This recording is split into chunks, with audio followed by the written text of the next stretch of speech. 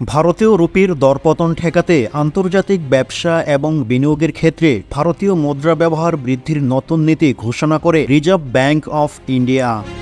সম্প্রতি ভারতীয় রুপির মূল্য সর্বকালীন সর্বনিম্ন পর্যায়ে নেমে যাওয়ার পর এ সিদ্ধান্ত নেওয়া হয়।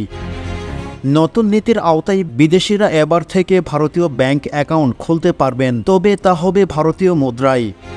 আরবিআই জানায় ভারতীয় ব্যাংকগুলি বিদেশি ঋণের শাখায় বিদেশি নাগরিকরা ভারতীয় মুদ্রার অ্যাকাউন্ট খুলতে পারবে, তবে এর ফলে সীমান্ত পার লেনদেন অনেক সহজতর হবে। কারণ বিদেশি ব্যাংক অ্যাকাউন্ট হোল্ডাররা ভারতে গিয়ে ভারতীয় মুদ্রাতে লেনদেন করতে পারবেন।